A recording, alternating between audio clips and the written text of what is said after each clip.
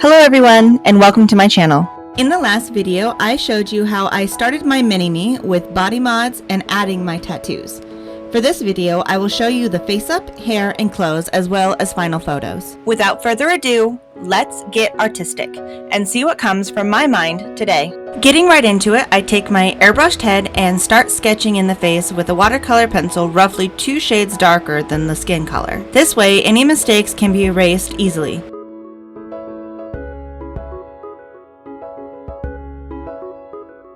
Once the face is sketched to my satisfaction, I start working in more colors like the eyes and the lips. I don't wear a lot of makeup in real life, so I'm going for a more natural look. In order to get the eyes symmetrical, I flip the head upside down. Seeing the face from different angles helps me judge how even the drawing is. Symmetry is my enemy, so I work slow and deliberate in order to not make any mistakes.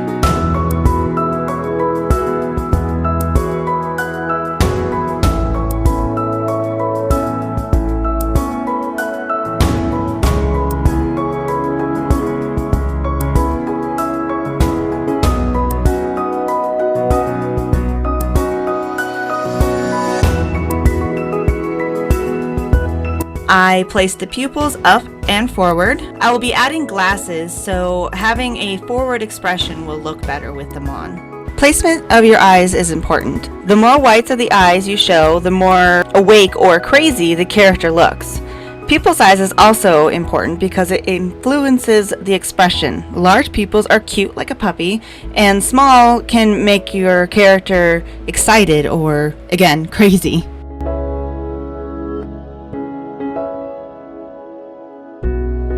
Make sure to keep your eraser on hand to fix any mistakes early. Erasing mistakes in the light sketching phase is much easier than later on. I work in blush and shadows with soft pastels and work until no more color can build. Then I spray the face with some Mr. Super Clear. After waiting 30 minutes for the sealant to cure, I continue building color and adding details.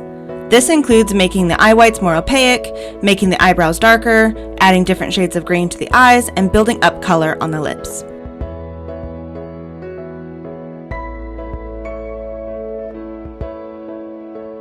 This stage is one of my favorites because I can zone out listening to my music and build up color until I feel it's ready to be done.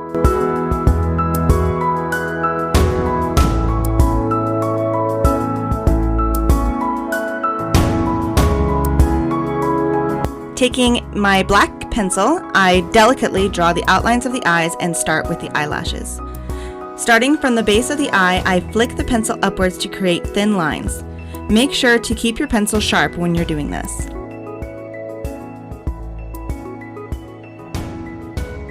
I use a white pencil to add highlights to the bridge and top of the nose, as well as the cupid's bow of the mouth. And after some more pink blush, I spray the face again.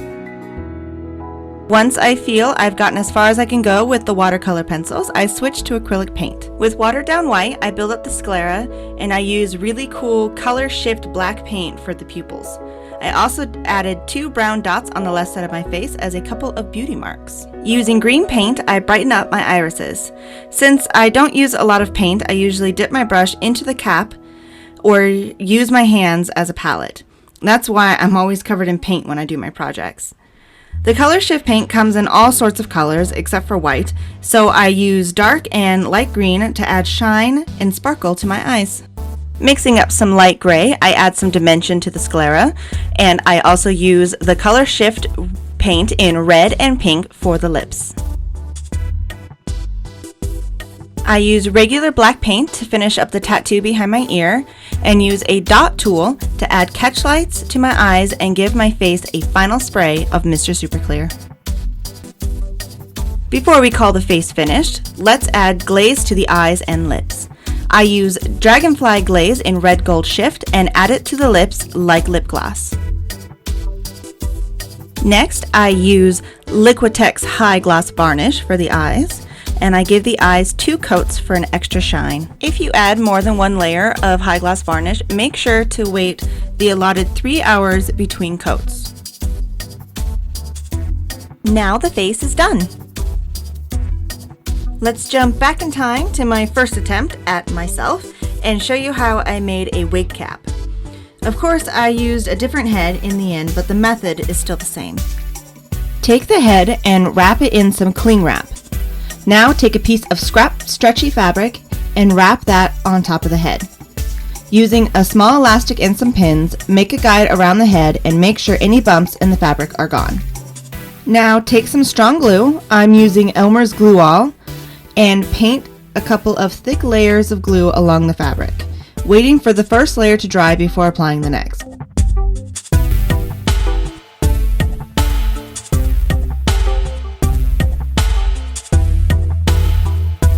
Once dry and at the thickness you want, remove the pins and elastic.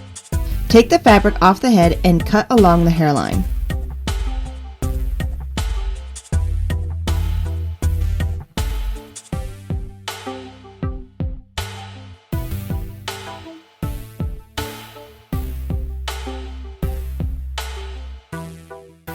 Now you have a nice wig cap for your doll's head.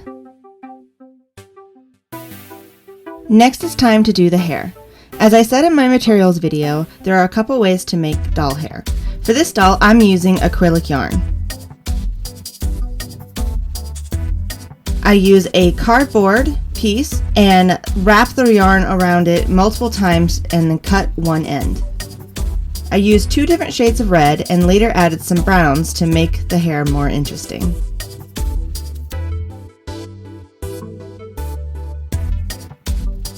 Once the yarn has been cut, it's time to wrap it around this hoop. Take 2 or 3 pieces, fold it in half, and wrap it around the hoop like this. Now do that again about 100 more times.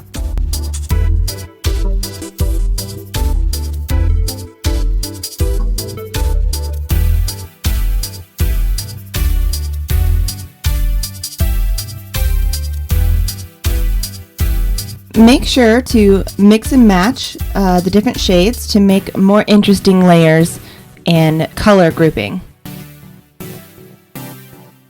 Now that all the hair is attached to the hoop, it's time to brush it out.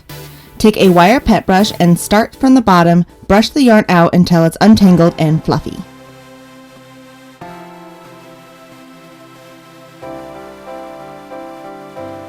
Next, take a hair straightener at its lowest setting.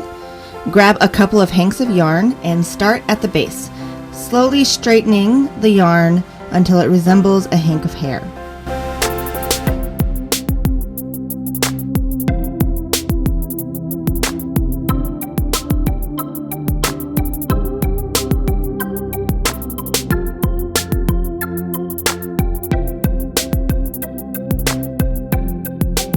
I also have a spray bottle of fabric softener mixed with water to give the hair a nice shine as it straightens. Footage of the next part was lost, but after straightening the hair, cut off at the base and use tacky glue and glue the pieces to some plastic. I use the cover of a binder for easy storage as the glue dries. Once dry, peel it off the plastic and snip the ends to make nice edges.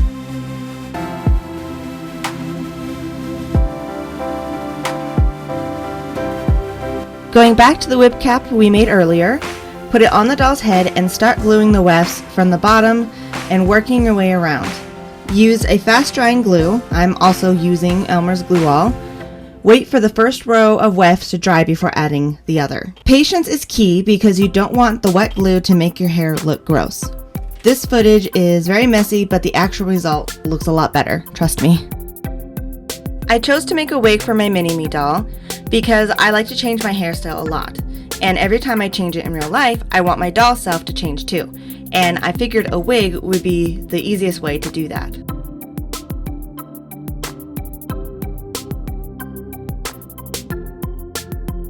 Once you've worked your way to the part, take one big weft and glue it on the wrong side. Wait for it to dry and then flip it over. Do the same thing for the other side to make a nice seamless part.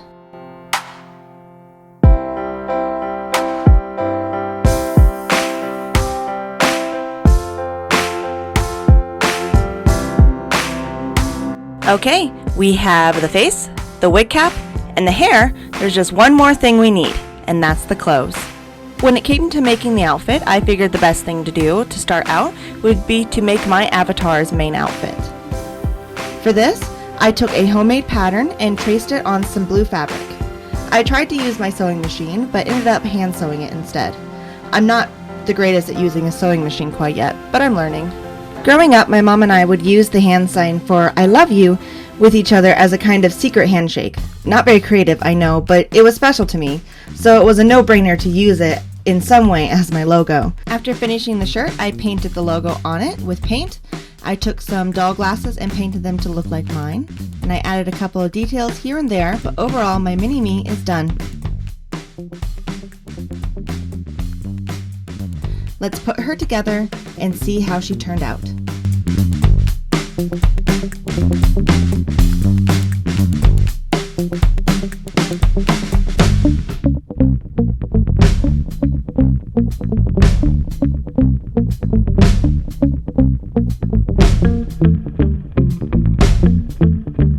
I'm so glad I finally get to show her, and in a way, myself, to all of you. From now on, whenever I do a repaint video in the future, my mini-me doll will host instead of my avatar. But don't worry, my avatar will be seen because I will also be doing repaint videos as well. Thank you so much for watching, and I hope you enjoyed it. Don't forget to like, share, and subscribe. If you have any suggestions of future videos you want to see, leave them in the comments below. Thank you again, and I'll see you next time. Bye-bye!